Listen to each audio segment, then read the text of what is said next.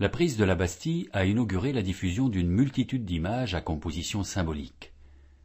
Chez Nicolas, marchand d'estampes rue Saint-Honoré à Paris, on peut acheter ces brevets de garde nationale à remplir par le titulaire, comme les diplômes de vainqueurs de la Bastille. Jacques-Louis Coppiat a dessiné ce brevet, gravé sur parchemin, en réservant des espaces pour les mentions manuscrites, à l'intérieur d'un cadre chargé d'allégories des années 1789 et 1790. Mais tous les détails en sont parfaitement accessibles aux contemporains, car la Révolution multiplie les images de propagande de ce type. Faire partie de la garde nationale constitue une fierté nouvelle pour les membres du tiers-État, car la bourgeoisie était tenue à l'écart de la carrière militaire sous l'Ancien Régime. La garde nationale n'est pas initialement destinée à protéger le royaume contre une agression extérieure.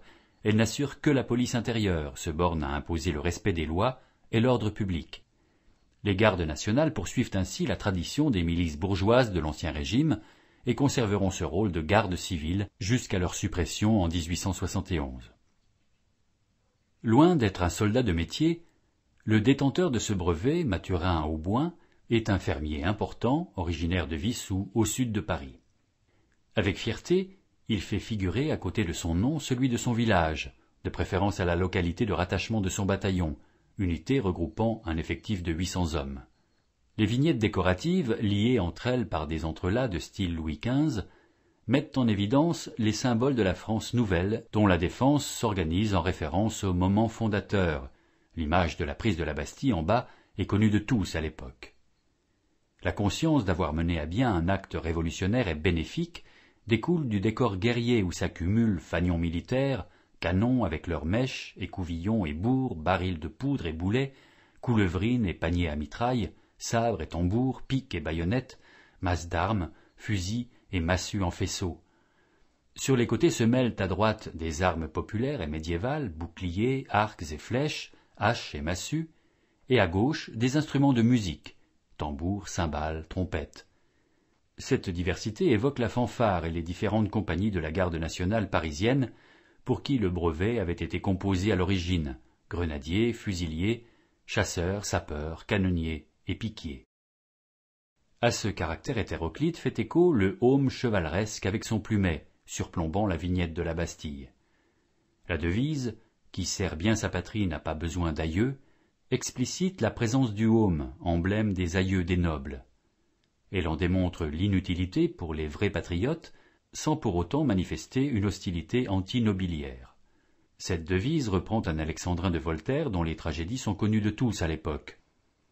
La pensée d'un des inspirateurs de la Révolution est ainsi liée au grand événement de la prise de la Bastille et au rôle de la garde nationale.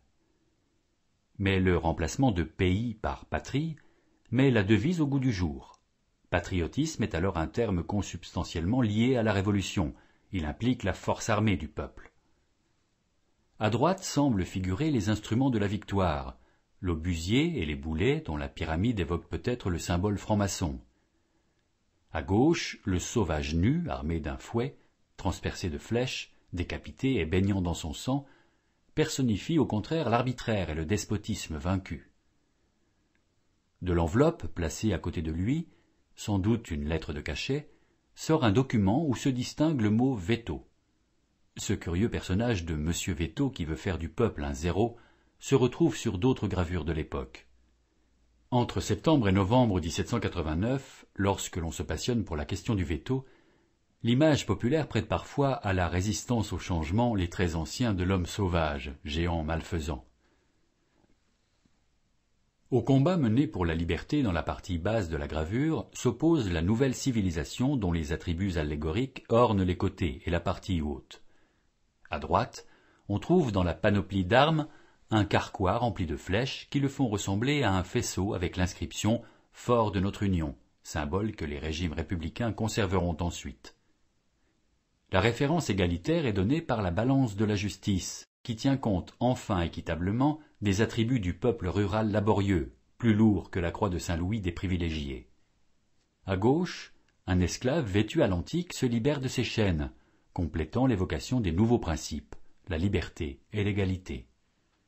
En haut triomphe la France nouvelle, celle qui rend hommage au mérite véritable par la couronne de laurier, celle qui se reconnaît derrière le coq aux ailes éployées, sautillant fièrement, emblème ancien redevenu populaire, et surtout celle qui voit triompher au milieu des drapeaux, des trompettes et des rameaux de chêne, symbole de force durable, l'alliance du roi et des Français, manifestée par le bonnet populaire sur la pointe de l'épée monarchique et par la juxtaposition de la tradition dynastique, les fleurs de lys sur champ d'azur, avec le nouvel ordre, la nation, la loi et le roi. Dans ce cadre monarchique et constitutionnel, s'épanouissent à la fois la liberté nouvellement gagnée et l'union nationale, associées l'une et l'autre à la commémoration du 14 juillet. En 1790, la fête de la Fédération clôt une année marquée par des décisions irrévocables, l'abolition des privilèges le 4 août 1789 et la Déclaration des droits de l'homme et du citoyen le 26 août 1789, dont l'écho est ici très clair. Ce diplôme, par sa décoration, traduit les sentiments et les espoirs communs de l'an premier de la liberté. En s'engageant le 14 juillet 1790 comme volontaire dans la garde nationale, Mathurin-Auboin a conscience de défendre la patrie, c'est-à-dire les acquis de la Révolution. Ni lui, ni les représentants des gardes nationales de tout le royaume réunis à Paris le même jour ne peuvent se douter que les attributs naïvement guerriers du bas de ce brevet serviront bientôt à se battre entre Français.